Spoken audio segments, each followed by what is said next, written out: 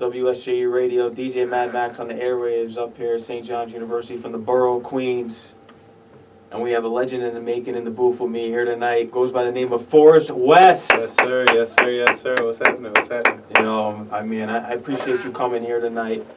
And I recognize your talent. Ever since you walked through the doors here, the first time I met you back in September, I believe it was. Yep. And I remember you just being a humble kid coming here and grinding out, and you're now the executive DJ up here at WSJU. Another round of applause, and you're fulfilling the duties that weren't done before. So, Caleb, how's it going? It's good, man. It's good. I'm doing a lot of things. I'm working on some new music. Working on this album that's gonna come out sometime this year. I'm not gonna put the date out there yet. Mm-hmm. But it's coming out sometime soon, sooner than later. So I'm doing that. I'm working on some new performances. Shout out the Apollo. Me and the Apollo gonna be doing something real soon. Okay, that's iconic, yeah. So I'm going out there doing some interviews on the radio, and do what I gotta do here at the radio station, at school, and here at St. John's, and do what I gotta do. How many interviews have you done before? I'm pretty new to this. I'll probably say this probably like my fourth or fifth interview? That's good. Interview. Yeah, man. Today, this is my second interview today, not gonna lie to you. Really? Yeah, I was at the Apollo earlier today. Really? Doing an interview for their website. How was that? How'd that go? It was amazing. It was such a different thing for me because they wanted me to do all this stuff that I can't necessarily go into detail about. Mm-hmm. But it was really like next level for me to walk into some place like the Apollo that has such a history and such a story behind it. Yeah, that stage is just brutal for a lot of people. Oh my gosh! And I was there a couple of years ago doing an amateur night, mm-hmm. and so to be back in those doors, not necessarily as an amateur, but for them to bring me in is a step in the right direction for me. So that really gave me a kick today. So, yeah. Now, looking back on the Apollo and just seeing other performances there, I've seen Lauryn Hill booed at the Apollo, which is insane because of the legend she turned out to be. Do you feel like the Apollo performances have changed over the years and they've gotten lighter for artists? I mean, I want to say the audience has definitely gotten a little lighter, I would say. But in terms of the Sandman coming out, my guy C.P. Lacey,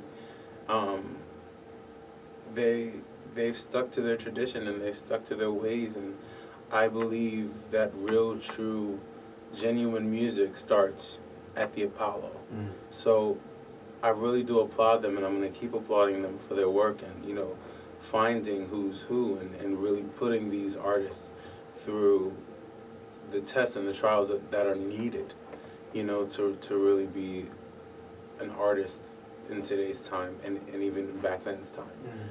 So I believe that the Apollo's doing the thing, man. I believe they're doing their thing. They're doing it well. And when do you think you'll be hitting that stage again there? Specifics not yet, but sometime in July. Sometime this year in July, you will find me on an Apollo stage. Look out for that on my Instagram, on my social medias. I'll be posting and giving subtle hints and stuff like that. So.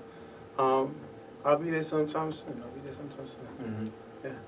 Now, going back to the beginning of Forrest West, tell me, where did you grow up? I grew up in a lot of places. I spent my early childhood till about maybe like 3 in the South Bronx, Bristol Street, and then we moved to Westchester to New Rochelle, and spent a lot of my school time and my life there. And then we moved back to the Bronx for me to start high school, and that's when I started really my singing career and all that stuff. So, but I really consider myself a Bronx baby. Yeah. What was it like growing up in the Bronx? You love the Bronx. I love the Bronx. It's like no other. You don't really get a true sense unless you live in one of these boroughs. Yeah. And to be a product of one of these boroughs, especially the Bronx, where so many greats have come out of. Yeah. It's almost a privilege, to be able to walk these blocks and see the difference in lives from one block to another, and you know, be able to go to the bodega, you know, in the corner, or the corner store, or the Ox, or whatever. And you got the Yankees and Right. So we got everything we really need right here in the Bronx. We don't really got to go nowhere else. Yeah, you know? So the Bronx is home. It always will be. Yeah. No. Yeah. Now you grew up in a music-filled house. What were some of the records that inspired you? Oh man. Just off top, I mean, Luther Vandross. Everything Luther Vandross ever made was playing in my house. I mean, Luther, Anita, Patti LaBelle. I mean, a lot of gospel artists as well, like Donnie and Kirk, and you know, the Clark sisters. You know, there was a lot of different things playing in our house that, you know, brought me up the way that I was brought up.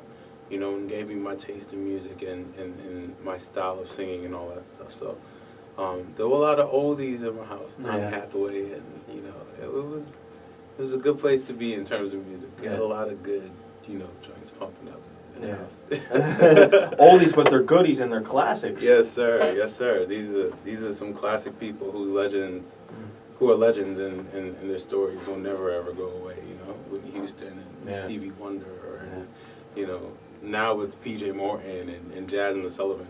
Like my taste in music is, I love good R&B.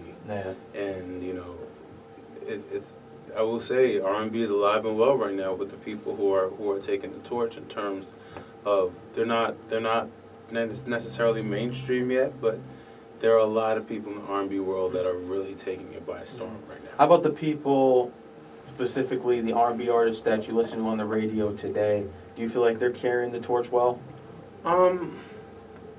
Well, I feel like there's been a line that's been kind of blurred between hip hop and R&B in this current moment of time. There are a lot of hip hop artists that I think are, you know, categorizing themselves as R&B artists, and you know, you're not really feeling necessarily what the message is in that song. Would you consider one of those to be Tory Lanez? Yes and no. I say yes because Tory Lanez originally came on the scene with a lot of, you know, upbeat kind of stuff, right? And where it was coming from was a lot of just, you know, summer vibey kind of, you know, R&B. It was like an upbeat summer vibe kind of hip hoppy / R&B kind of pop kind of feel with what he was coming out. So I never really felt that, you know, that oomph that rhythm and blues brings to the table. You know, I never felt that rhythm and blues, you know, in that music. There was no soul really in that music. So I, you know, from my perspective at least, which is why I'm saying yes and no, because art is art, and I can't knock somebody else for the art that they create because it's not mine, it's theirs, you know? And if it's not for me, it's just not for me. I can't knock them for that. Yeah. You know, so. How do you feel about Chris Brown? I know people have a lot of conflicted opinions on him. Old Chris Brown, people go crazy for, but they say that newer with the, what's it, Heartbreak? Is that what Heartbreak on the Phone. Yeah, that album people were kind of just turned away by a little bit. I'm an old Chris Brown fan. Yeah. I'm definitely an old Chris Brown fan. When he came out with like Loyal, is when I looked at him and I was like, really? Like this is not you. Yeah. And then for me it just went downhill from there. Like it hasn't been, you know, the Chris Brown, like the With You Chris Brown, or even the wall to wall Chris Brown. It wasn't like we don't have the Chris Brown that we used to have, but you know, everyone goes through a growth period, and you know, he's growing and evolving, and I can't, you know, he's Chris Brown. I just prefer his old music. Yeah. You know, you mentioned before with Tory Lanez that you just don't feel the R&B, the rhythm and blues in his music. Who are some artists that you do feel the rhythm and blues? Oh man, just off the top, I mean, one of my top favorite artists right now is P.J. Morton. Okay. P.J. Morton, which he just won a Grammy for with JoJo for his single. With Casey then, right? No, not Casey and JoJo. Okay. JoJo, she's an R&B singer. Oh, okay. Yeah, and I've been following his work since Gumbo. I'm a recently new fan of his, but PJ's really doing what R&B should have done this entire time. He's taking his experiences, he's writing from a place of complete truth, and he's amazed me, he's baffled me with the way that he can put his feelings into words. And sometimes I'm listening to his music and I'm just like, dang, I wish I wrote that. You know? like First Began. When he sang First Began, I just watched his live piano video, the album video, and he was singing First Began to his wife. And while he's singing the song, I'm just sitting back and I'm just like, dang, this guy's a genius. Yeah. I was like, so I really and truly believe that he's doing something really great with R&B, and R&B is alive and thriving because of, artists like him. Mm-hmm. So. I'm definitely going to have to check him out because I haven't heard of him. This is the first time you brought him to me, so I'm always open to hear something new.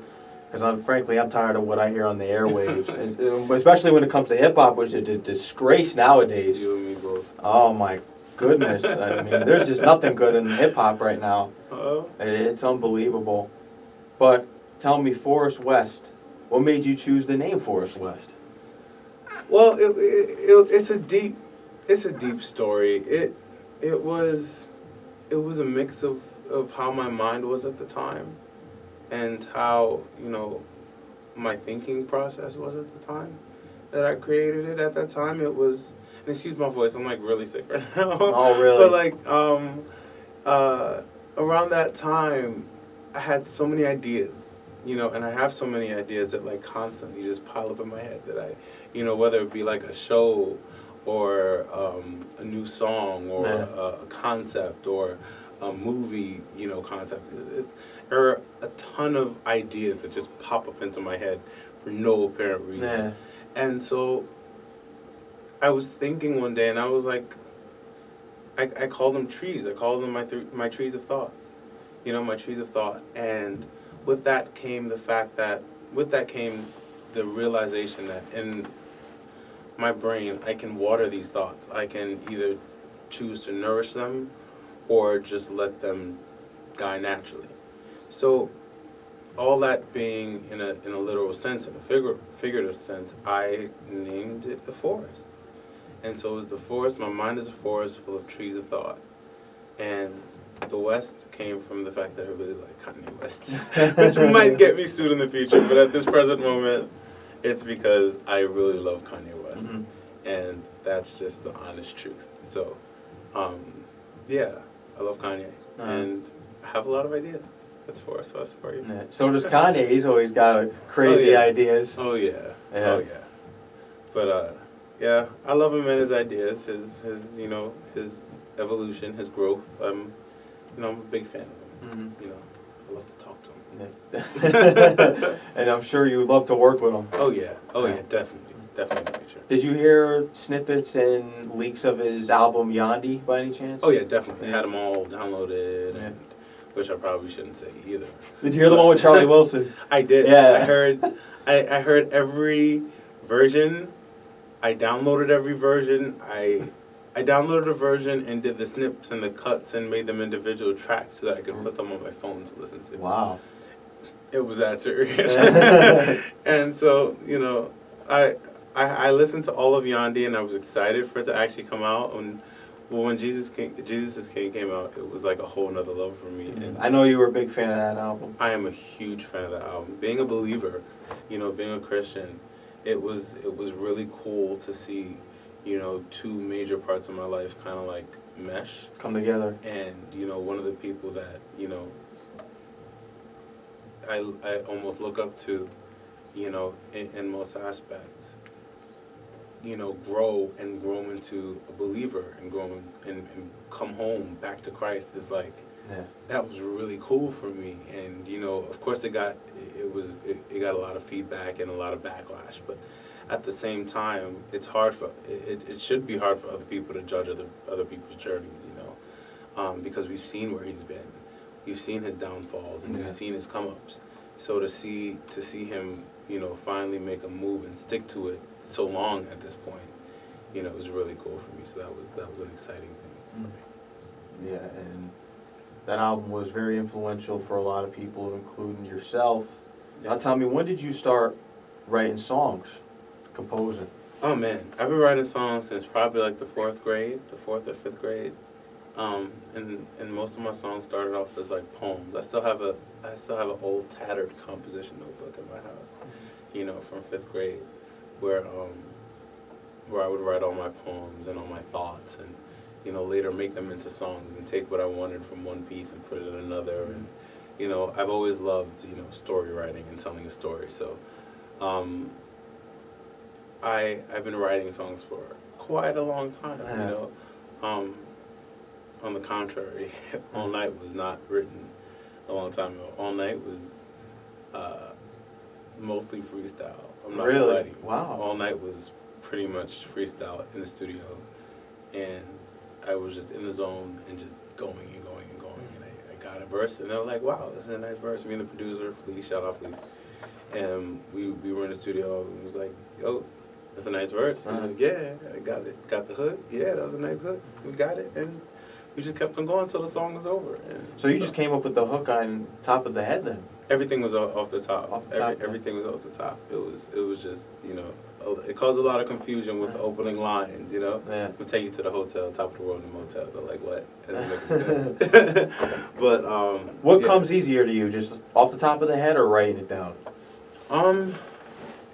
Most of my songs start off with off the top of the head, and if it's good enough for me to remember, then I'll write it down and make it into a song. I have a lot of voice notes, though. So I have a lot of voice notes where I just sit at home, turn on the computer, turn on some beats, and just freestyle my life away. And whatever I record, and I'll listen back if I need to. And if I like it, I'll write it down. So there are a lot of voice notes in there where, you know, have a lot of new songs and old songs that might be released one day. Who knows? Oh. We'll be looking forward to that. So you mentioned that you have a lot of poems written down. Who are some poets that inspire you? Oh man, in terms of poetry, I can only name one woman, you know, that really drove me, and it was Maya Angelou, because not just her, you know, her fight for women. It was her fight for us in general as a people, and you know how she had no problem, you know, it was not hard for her to make us shine. It was not hard for her to portray us as beings of art and, you know, beings that are beautiful, you know, especially in a world and in a climate where we were never looked at as, you know, superior, not superior, but beautiful beings, you know. So to be able to have somebody like that to look up to, that everyone looks up to and shares the same view of, it's a no-brainer that she's the driving force of my poetry and how I, you know, rhyme and how I get my messages out and stuff like that. So yeah, Maya Angelou is definitely it. How about we listen to All Night? We get that on the airwaves again. Yeah. Yeah, sure. Let's do it. Yo, we got to get into that again because, you know, people need to hear it out here. Like I said, I want to get you as much exposure as possible. I appreciate that. Forrest West is the next big thing in R&B. I believe that. I don't hear, you know, it's really rare to see someone like you and what you're doing for R&B, especially nowadays, because it's just raw vocals. A lot of people use auto-tune, and they're not even rhythm and blues anymore. Some people may consider R&B pop. Right. A lot of people do consider it pop, and that's another very, very blurred line that I don't think people are getting the grasp of. Because I do think that R&B has found I believe R&B is starting to find its home.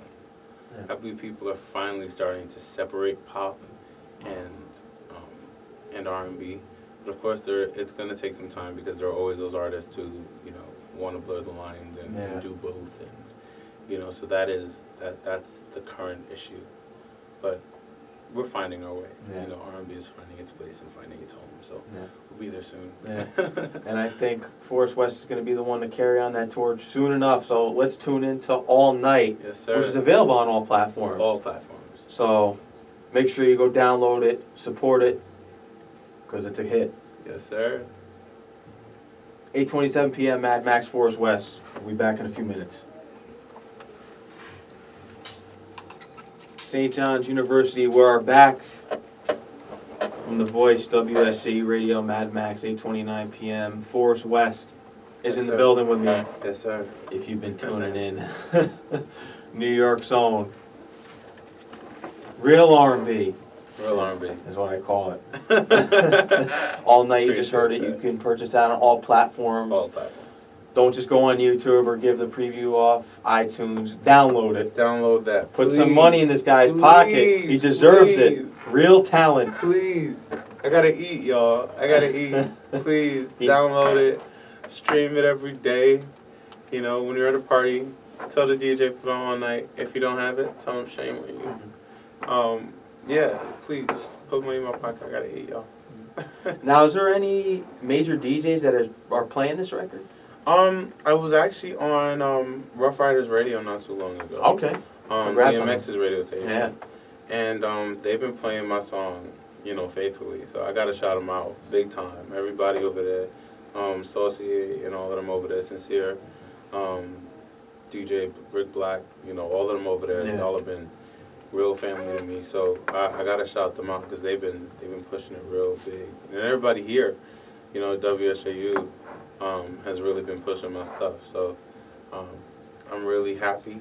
I'm really grateful for everybody who's been, you know, pushing and streaming and downloading and purchasing and, you know, sharing, you know. I'm really grateful for all y'all and all my fans and all my supporters and followers. I love all of you. We got into the writing aspect before. When did you start singing? What age?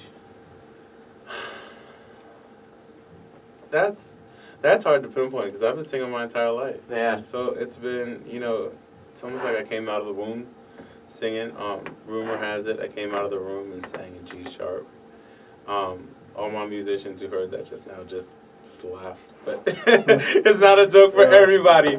But it was, you know, I've been singing my entire life. As soon as I was, you know, old enough to start leaving the house, I would go to church and be on the choir with my mom, you know, being in her arms while she's in choir rehearsal. Would you say that's where you really learned how to sing? Being in the choir? Definitely. I've been in choirs my entire life, you know, so whether it be with my mom or, you know, the New York City choir, YPC, being in the school choir, you know, being in school groups. I've always learned to sing with other people. You know, so finding my voice is a big thing for me.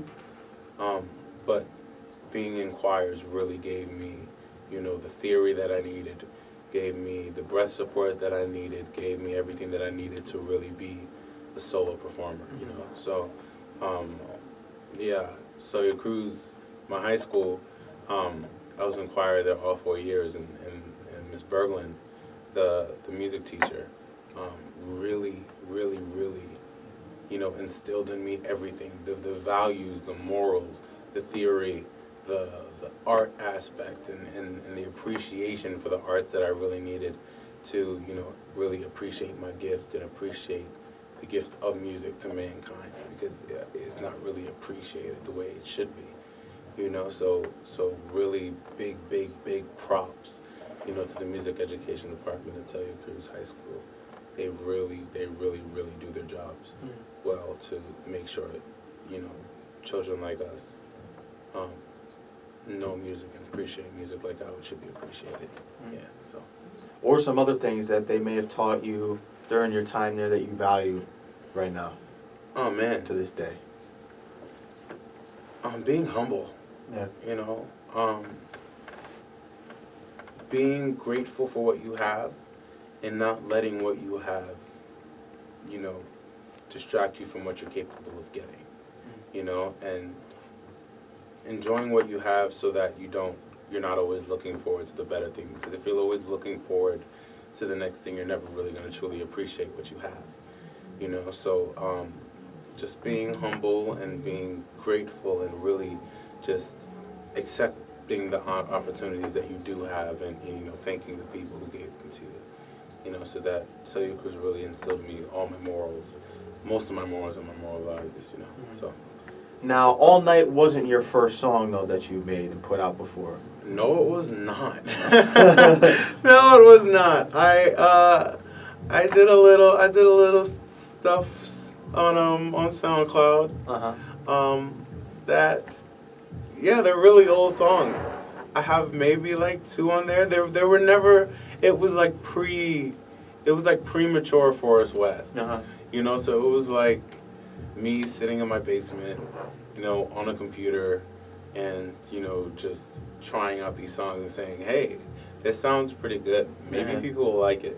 You know, the first ever song that I ever released was not even a real song, and it says demo on it. I think all of them on SoundCloud say demo on it because I never got them mixed. I never did anything with them. They're just, I mixed them myself and did all that stuff, so they sound terrible.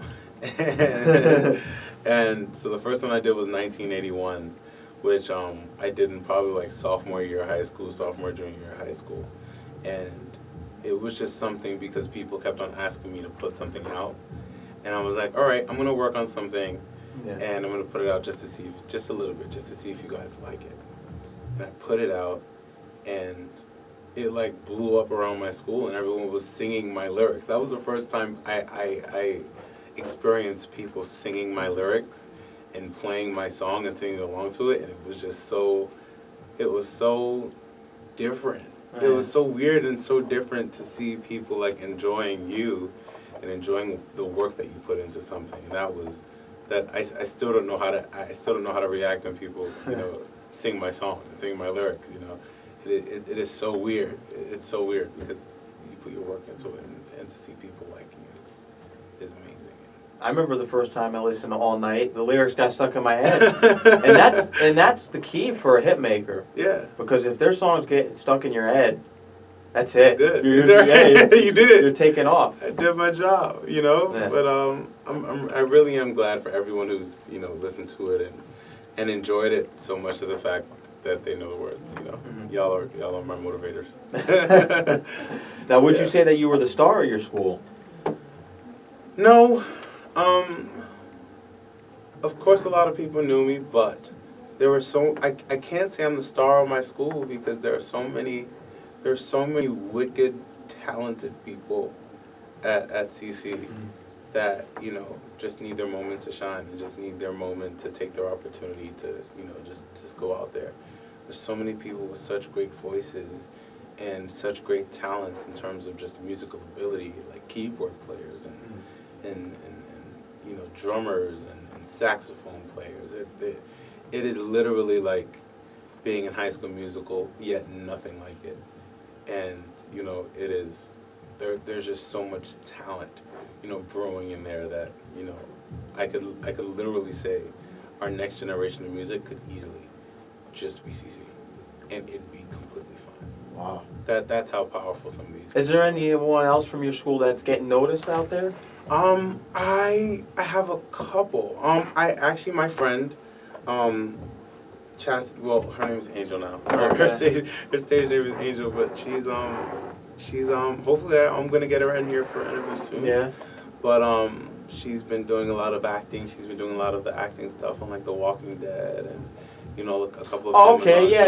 You showed me this, yeah. So you know, she's been doing her thing. My other friend, Solange, she was just on American Idol. Okay. And doing this season of American Idol, so she's been doing her thing. My other friend, Kwaku, he's out here doing his thing on the African scene, his Afrobeat scene, and you know, taking the world by storm. So there are a lot of people that come from CC that are really, you know, starting to really get their, you know, grasp and really starting to find their place, you know.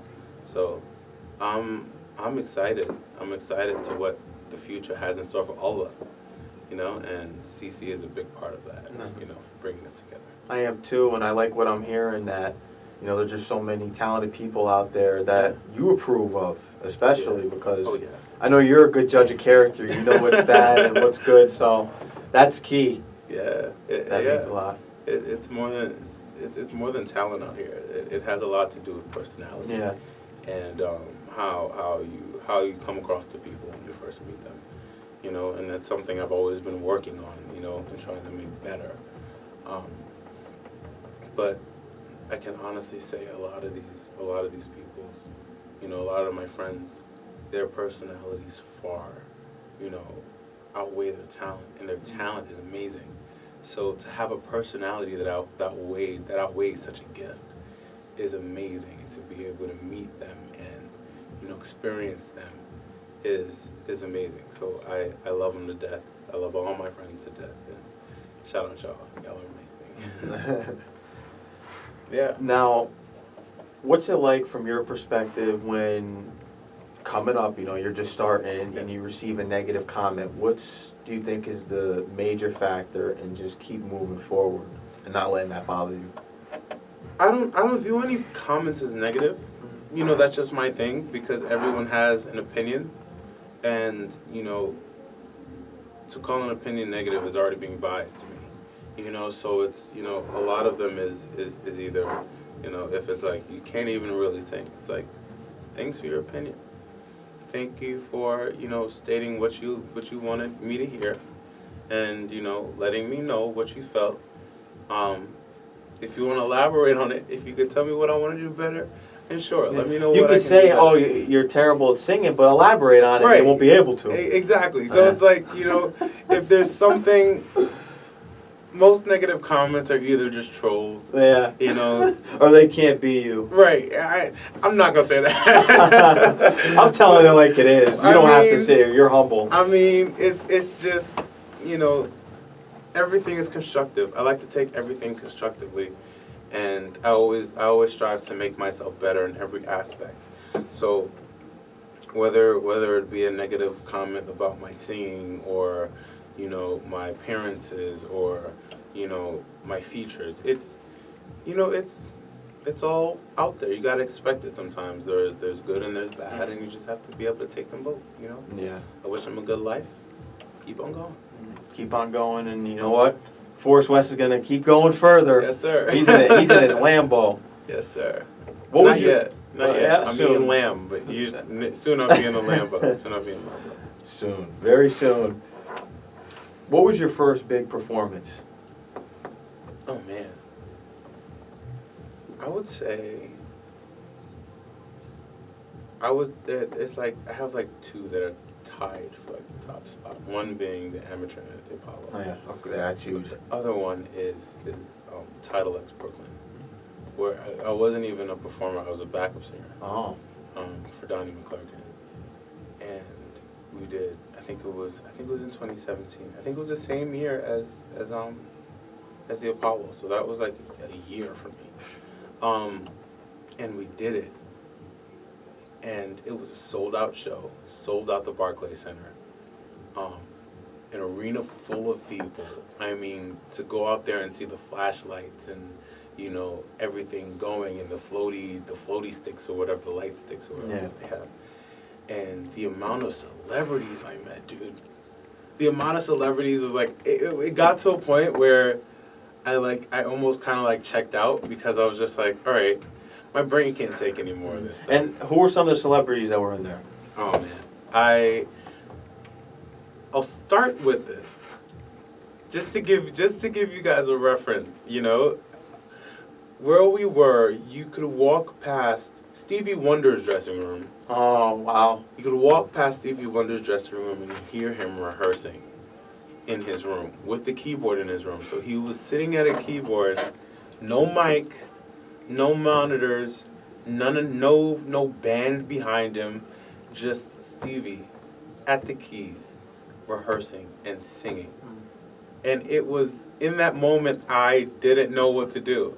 Like, I didn't know what to do next. I was like, I can be done here, and I'll be just fine. I'll be good. Not everyone gets to see or hear that. At all. You know, to see Stevie perform, period. I got to see him perform and rehearse. You know, and it was so weird, you know. Beyonce touched my shoulders.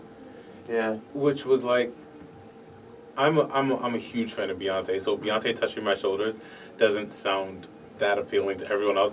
But to me, in that moment, she touched my shoulders and told me to move, and it was the most exciting moment I've ever had. Really? She told you to move?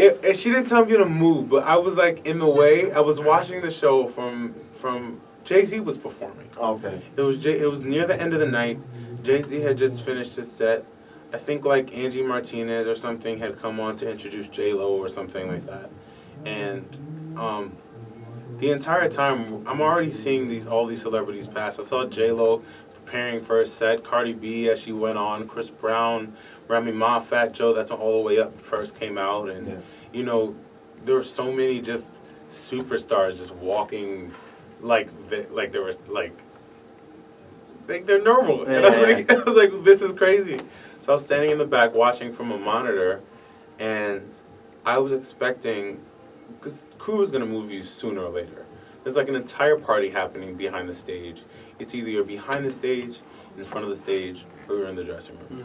So I'm standing in the middle of the corridor watching it on a monitor screen, and I feel two arms on my shoulder, and I'm thinking, all right, it's the crew. They're telling me to get ready to go. Jay-Z's probably going to walk through here, and they don't want anybody through here. And I turn around, and it's the Beyonce Giselle Knowles.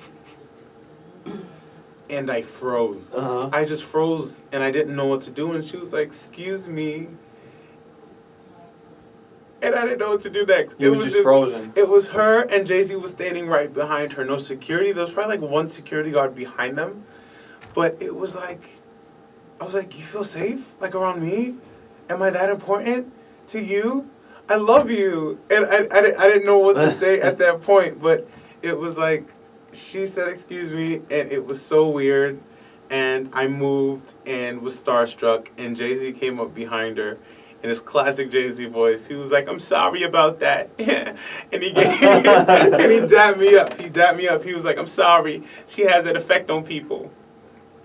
And he just kept walking. And that was the end of it. And I didn't know how to react after that. That was one of the craziest. If you know Forrest West, you know he can do a great Jay-Z impersonation. You already know what it is. Oh my goodness. You'll have to do a cartoon. I got you. I got you. Do the voiceover cartoon Jay-Z. Please don't sue me, Jay. Rock Nation, if y'all listen to this right now, please don't sue me. You know, it's just, I was born with it. That's it. And you had to perform as a backup singer on that stage. Yeah. I was a backup singer amongst an entire choir, and the feeling on stage was second to none. I mean, to see all the cameras on you, mind you, it was being live streamed and on Tidal, you know. So once in a while, I'll go back and I'll see myself, you know, on the screen, and it feels so surreal, you know, even to think back to that moment, because just to see all that. To see a sold-out arena, and you on stage, the main stage, it was a feeling like never before. It's something that I definitely want to feel again. And you deserve it. Thank you. Thank you so much. And let's get to the other performance now at the Apollo. Yeah, the Teen Takeover. July, I'm not going to tell you the date yet. July, it will be this year, 2020, this summer. Be there or be square. I will announce all the information with the tickets and where you can buy them and where you can purchase and how you can find them. You can go to my page on Instagram at forrest.west with 2 R's. The Forrest is 2 R's. Forrest.west on Instagram, or my company, my production company account, The Dream Space NYC. You can find all the information there on where you can purchase your tickets, where you can, you know, support in any way possible. So, yeah, you can find me July 7th. Oops. July 2020 on the Apollo stage, Teen Takeover. And you're big for doing covers. You have some on your YouTube. Who are some covers that you've done? I did Jealous by Labyrinth, which was a pretty big one for me. A lot of people gravitated towards that. I did a Trip remix that a lot of people tended to like. I've done Remedy, Adele, done quite a bit. There's a lot of stuff on there that people can listen to. Same name under everything. Yeah. Yeah, but I started off with covers because that was, just my way of getting immediate emotional release. I would just sit down and be like, okay, I gotta make a cover, and I don't wanna release a song right now because I don't have the means to just sit down and release a song like that. I'm not that rich yet. So I'll just sit down and record a cover at my desk and, give it to the world, just to get my emotions out there. A big one that, if you follow Red TV at St. John's University, you did a performance cover. Yes, sir. Of Stand By Me. Stand By Me. Benny King. Yes, Ben E. King. Shout out Red TV, man. It was so amazing to be on the noon show, to be able to have that performance opportunity, for them to design a set specifically for me was just something that I've never gotten anywhere else, and it was a pretty surreal moment, to be under that kind of light and camera action, environment, and to do it with the people that I love is more than I can ask for, So shout out Red TV, you guys made my dreams come true, and I'm excited, man, for what's to come, to work with them again, and get some good stuff going. So yeah. I am too, and how about we let WSJU Radio and the people listening your performance? Oh yeah. You got it? Yeah. You got the performance. That's cool. Let's get that played on WSJU Radio. Listen to it. Benny King would be proud. He would be. Yes, sir. Shout out News Show, man. Dario. Mad Max. Forrest West, 8:51 p.m. Stay tuned. And you just heard it. Forrest West performance yes, sir. on the Noon Show. Yes, sir. I love being there. The Noon Show is my favorite place to be. Love being with the crew. I love being with the cast. It's really cool. So, shout out to the Noon Show. Shout out Red TV. Shout out the host, Dario. It's really fun to be there. It's really fun to be with you guys, and I hope to do it again. So. How long did it take to prepare for this performance? Jokingly, like no time at all. No time. It was like such a last minute thing. It was just like, do you want to do this thing at the end of the week? And I was like, yeah, sure. And we did it, and the closer it got, the more important it got, and like the more excited I got for it. And when the time finally came, it was just like, I can't believe I'm really doing this. I was so nervous to get on the stage. I was literally sweating pigs. It was really bad and nerve-wracking. But when I got it, when it was time, I really finally settled into myself. And he said, I just gotta do it. So it was cool. It was really cool. Would you say that this was the most tough song that you ever had to cover?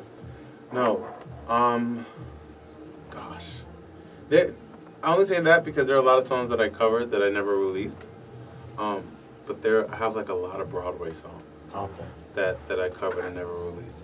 And I think the hardest song for me ever was, not ever, but one of the hardest songs for me recently has been like I'm Here from The Color Purple by Cynthia Erivo, because no voice can match Cynthia Erivo's.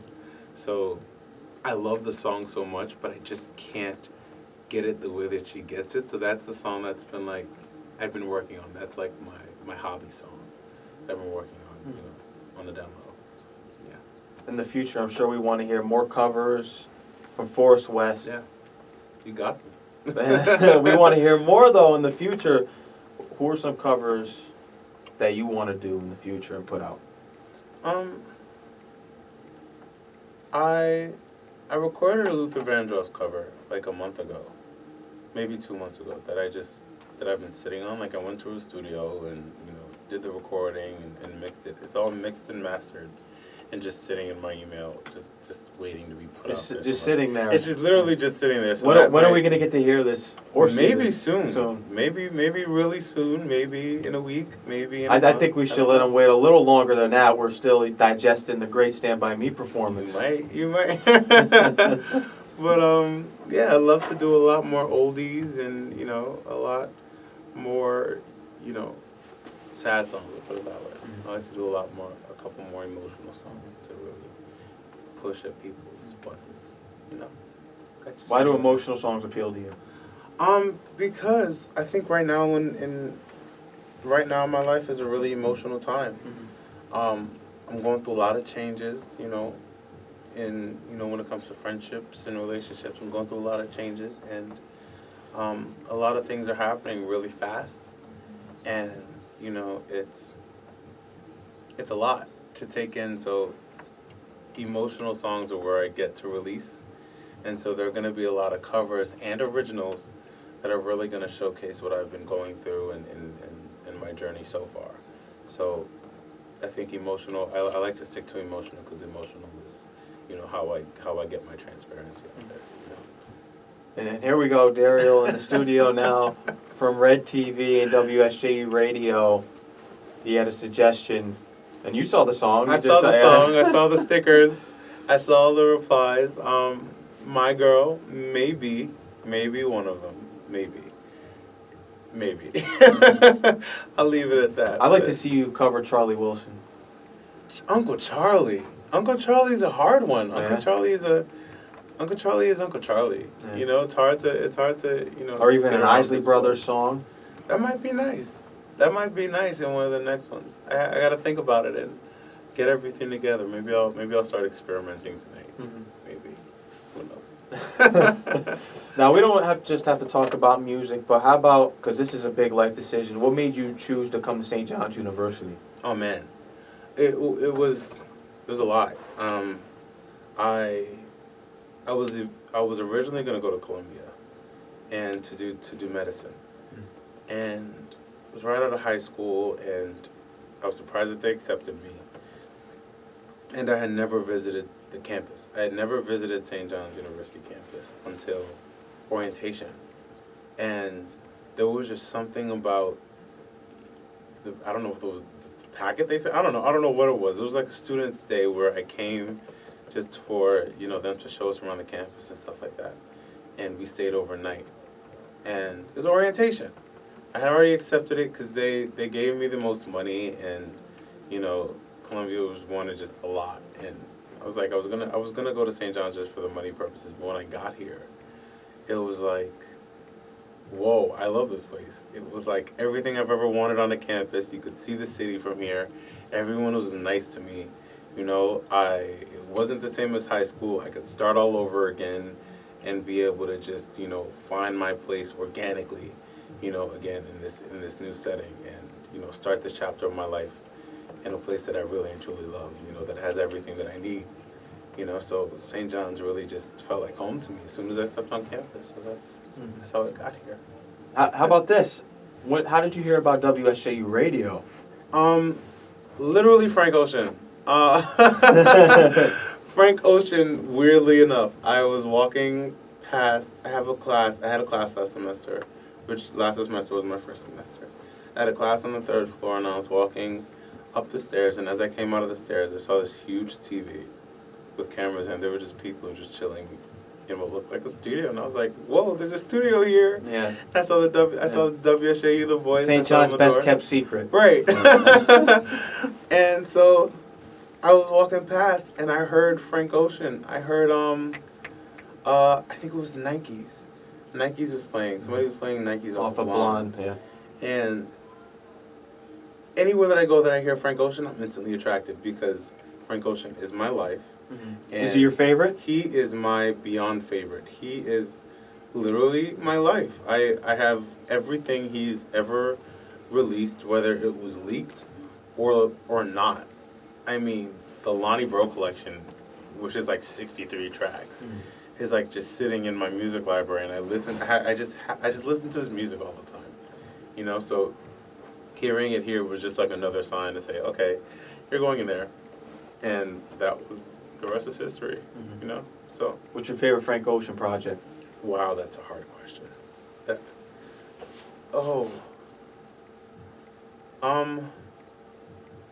I would probably have to say Nostalgia Ultra, which not a lot of people listen to, because it was never really released on platforms. But Nostalgia Ultra, I think, has most of the best songs for me, in terms of like Strawberry Swing and oh yeah, Nostalgia Ultra and Unreleased Miscellaneous. Those two albums have the best songs to me. They have all my favorites, and they just really give out the true Frank Ocean, the raw Frank Ocean that everybody wasn't used to. You know, so we all know who Frank Ocean was before, you know, he became Frank Ocean. Yeah. You know, so that I think is where the raw Frank Ocean really lies in those two projects. So those are my favorite. And I tend to ask a lot of R&B artists that come on my show. I sound like a broken record player at times, but how do you feel about Jacquees and him thinking that he's the king of R&B? Do I really? Okay, Jacquees. I personally don't care for his music. Yeah, I agree. And I don't really listen to it. But you know, as I said before, to each his own. You know, everybody has their way of making art, and I'd be way out of pocket to say that, you know, he hasn't done his due diligence and he hasn't garnered his fan base, and he hasn't done his thing. This is what he does, and you know, I personally don't really listen, but there obviously are a lot of people that do, else he wouldn't be such a big name, you know. So I appreciate his hustle. I appreciate, you know, his work ethic and his way of getting to the top, and you know, yeah, that's Jacquees. In terms of king of R&B, though, no. Yeah, No, that couldn't. No, that's not. Him pulling up on Keith Sweat is just a disgrace. Yeah, no, that's not. That can't. I don't know what he was thinking. Yeah, it was wrong. Yeah. And Jacquees. Future king of R&B is in the booth with me. Right Oh now. Lord, I'm not even gonna take that title. I do not want to be the next Jacquees. No, you're gonna be Forrest West. He's gonna be Forrest West. Yes, sir. So tell me, Forrest, what's the next single we can expect? I got a couple things brewing. It's a surprise, but I got a couple things brewing pretty soon. If you look, just stay tuned to my social medias, my Instagram especially. I have a lot of things that are coming out of the woodworks that might just pop up out of nowhere, you know. So you never know with Dream Space and everything that's happening with Dream Space. There are a lot of shows, there are a lot of, you know, recorded segments and a lot of, you know, concerts in the works. So, you know, you never know. Something may be out really soon. So look forward to it. And that's right, you have this whole Dream Space thing that you've created since you came to WSJU Radio. How'd you come up with that idea? Dream Space came to mind when I wanted some place where artists could really feel like they're in a safe place, you know, in a safe space to be able to really, you know, express themselves emotionally and be able to use their physical surroundings as an advantage to really convey their messages and to really convey what they're feeling, you know, in their heart, their mind, and their soul. And Dream Space, I believe, is something that can really, you know, aid that, you know, and help the transparency that music really needs at this point. And yeah, to be able to perform with just the colors that you like, the backgrounds that you like, and the settings that you like, and to be able to just do that around, you know, people who are sincerely and genuinely rooting for you is a really cool environment to be in, and it's such a positive environment to be in. So, you know, I'm really excited for what's to come with the artists that are going to be on there. How many artists do you have on there currently? Gosh, who have we done so far? We've done Ken so far. We've done Hugo so far. We've done Dom so far. We've done photo shoots with literally everyone. All the producers, almost everyone. Almost everyone, most of the producers, and you know, we have a lot of artists that are coming to the scene, you know, that we can't name until we release them. But it's gonna be a really cool thing to have and to watch and to experience. Yeah. So. And what matters is that these people that you're gathering together are talented. They're talented. Because in this day and age, everyone thinks they're a star because of social media. Right. I mean, these people are talented and, I mean, have such a vision for themselves, you know? And the fact that they're from St. John's, you know, all of the artists that we've had so far are from St. John's and they're local, and, you know, even if I can just use this as a platform to be able to promote St. John's students, you know, and be able to get us as a group on the map and as a school even more on the map, just not for basketball. You know what I'm saying?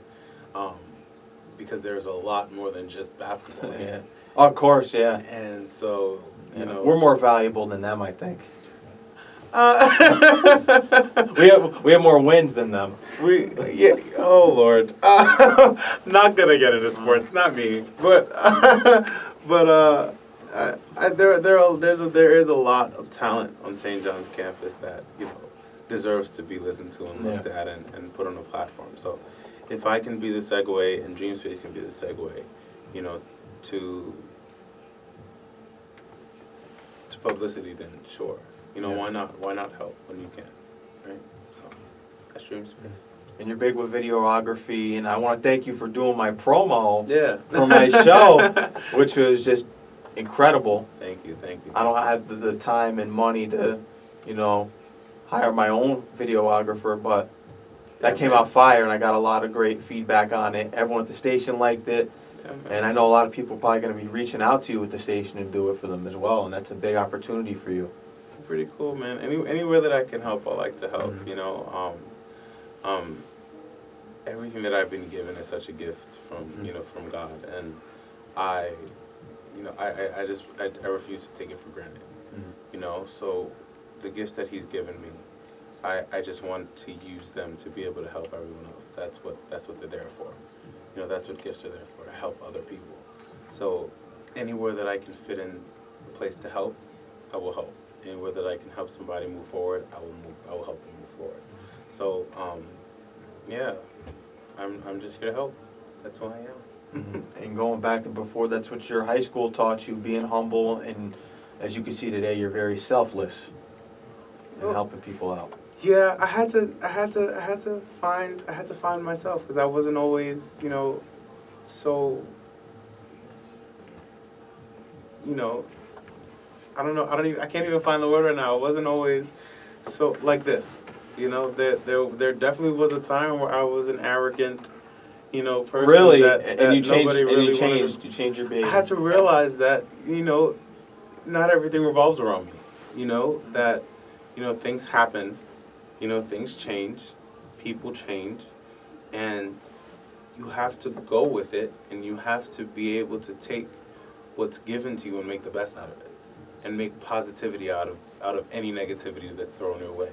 So as long as I can make anything negative into a positive, I'm chilling, and I'm doing what I've been sent here to do. So I just had to look at the bright side of things and be able to live my life on the bright side of things, and that's how it goes for me. And I definitely want to touch this before I close out, because we'll be closing out a little early tonight, as I think we got a lot of points established and covered here on the show at 9:10 p.m. Farewell to Kobe Bryant and Gigi and the people in the tragic helicopter accident. There was just a great ceremony that they put on today at the Staples Center, and my condolences go out to the family, his wife, his kids, families, friends, everyone affected by that. And just major respect to his wife for getting up there and just handling it the way she did. Yeah. Because it is such a rough, unfortunate, devastating. It's tragic, and it was so unexpected. It was like everyone looked up to Kobe, whether you played basketball, watched basketball or not. Kobe was just an all-around inspirational guy. Mamba mentality. Right, exactly. So it was like to lose him so tragically, and his daughter, and everyone else on the flight was just like, something so tragic can happen in so little time that it just teaches you to really just live your life and to really appreciate everything that you've been given, the people that you've been given, and the companions that you've been given, to really just appreciate what you have, because today could be here, and tomorrow could, it can go away. So, definitely condolences to the family. I can't even imagine what they're going through right now. It's, God be with them, man. Yeah. God be with them this time. And we all know that Kobe affected each and every person on the face of the earth and around the world. How did he affect you personally?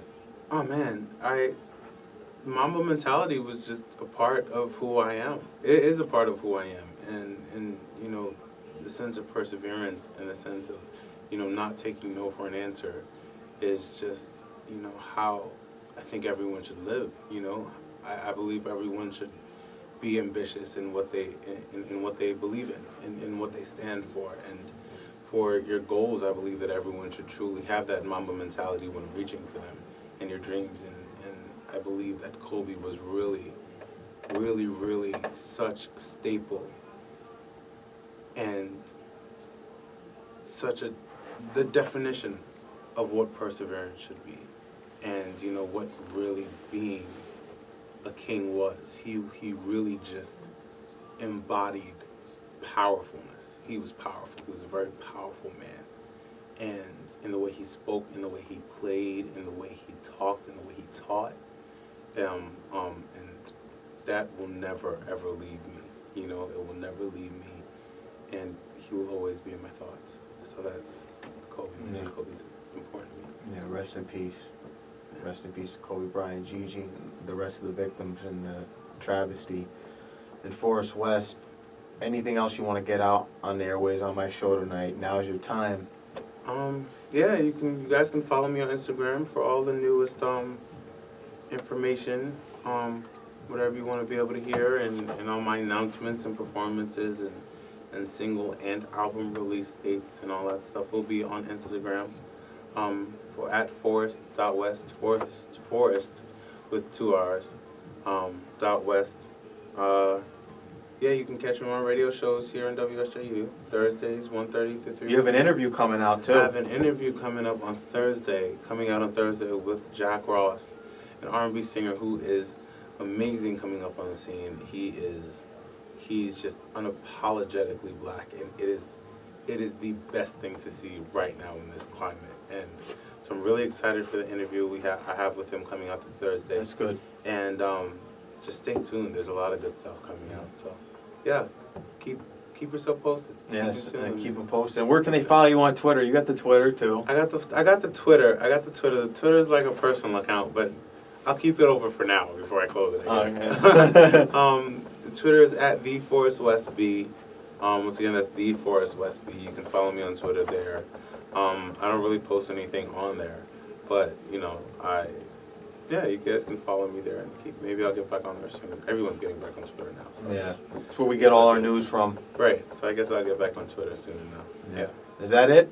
That's it. Yeah. Forrest West, thank you for coming. Yeah, you know it is. You know it's a pleasure to have you on. Thanks for having me. And when the album drops, I want you back in the chair. Yes, sir. I'll be here. I'll be here. You got exclusivity. Yes, you already know what it is. All Night is available on all platforms. Forrest West, the future of R&B, is in the building on WSJU Radio. Mad Max tuning out 9:15 p.m. All Night. Make sure you download it. Available on all music platforms. Back on the airways Wednesday night, 9 p.m.